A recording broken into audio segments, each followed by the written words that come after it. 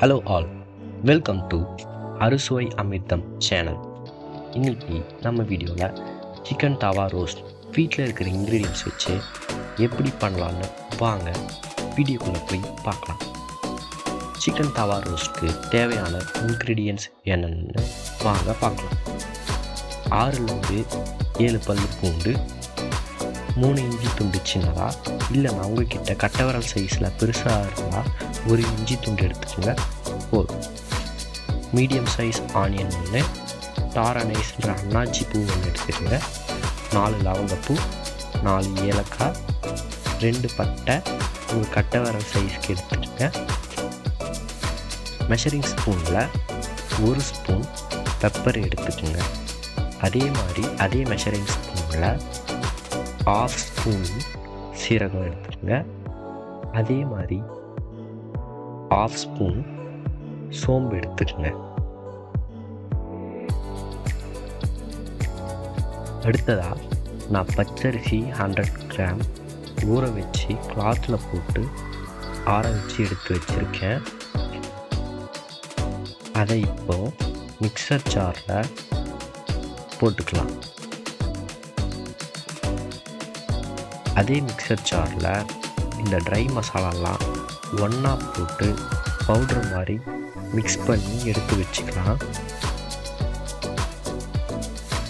இது எல்லாம் ஒன்றா போடும்போது ஒன்றா அரைஞ்சி நல்லா சாஃப்டாக உங்களுக்கு மசாலா கிடைக்கும். பாருங்கள், இப்போ நான் எல்லா மசாலாவையும் ஒன்றா போட்டு ஜாரில் எடுத்துக்கிட்டேன். இப்போ இதை அரைச்சிக்கலாம். இப்போ பாருங்கள் எவ்வளோ சாஃப்டாக கிரைண்ட் பண்ணி எடுத்திருக்கேன்னு. எனக்கு ரைஸ் ஃப்ளார் பிடிக்கும் அப்படின்றதுக்காக நான் ரைஸ் எடுத்திருக்கேன். இல்லை உங்களுக்கு ரைஸ் வேண்டாம் அப்படின்னா நீங்கள் கார்ன்ஃப்ளவர் கூட எடுத்துக்கோங்க, ஒன்றும் பிரச்சனை இல்லை. பாருங்கள் எவ்வளோ சாஃப்டாக அரைச்சிருக்கேன் அப்படின்னு. இல்லை உங்களுக்கு குறகுறன்னு வேணும்னாலும் நீங்கள் குறகுறன்னு அரைச்சிக்கலாம். இப்போ இதை ஒரு பிளேட்டில் மாற்றிக்கோங்க. அடுத்து அதே மிக்சர் ஜாரில் இஞ்சி, பூண்டு, ஆனியனும் போட்டு இப்போ நம்ம அரைச்சிக்கலாம். நல்லா பேஸ்ட் மாதிரி அரைச்சி எடுத்துக்கோங்க.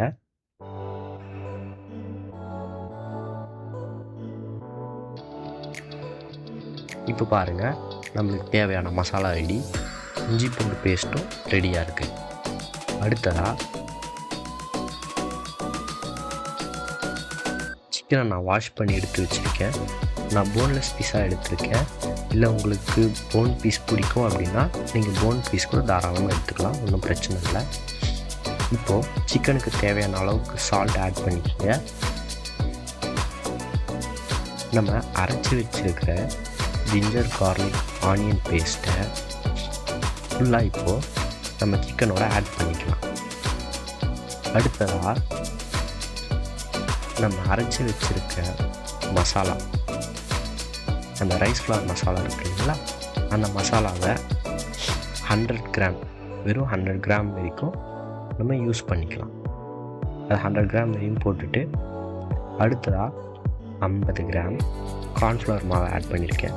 இல்லை உங்களுக்கு வெறும் கார்ன்ஃப்ளவர் மாவு மட்டும் போதும்னா நீங்கள் கார்ன்ஃப்ளவர் மாவும் அந்த ட்ரை ஸ்பைசஸ் சொன்னால அது போட்டுக்கணும்.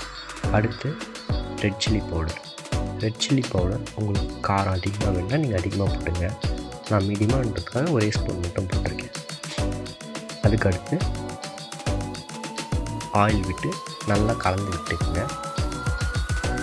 நல்லா மிக்ஸ் பண்ணி 2 ஹவர்ஸ் மேரினேட் பண்ணி விட்டுருங்க. அப்போ தான் அந்த மசாலாவோட அந்த சிக்கன் நல்லா பிளெண்ட் ஆகி நல்லா சாஃப்டாக கிடைக்கும். அடுத்து தவா வச்சு தவாவில் ஒரு half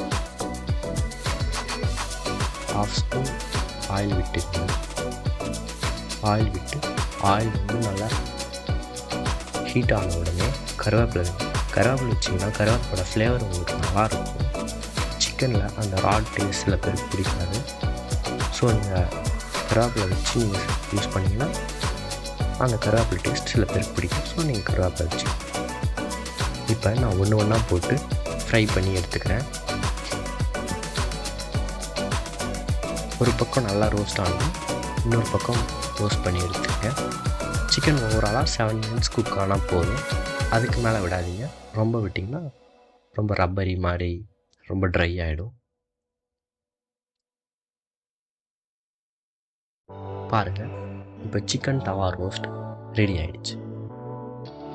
நீங்களும் வீட்டில் ட்ரை பண்ணி பார்த்துட்டு எப்படி இருக்குன்னு எனக்கு கமெண்ட் பண்ணுங்கள். தேங்க்யூ.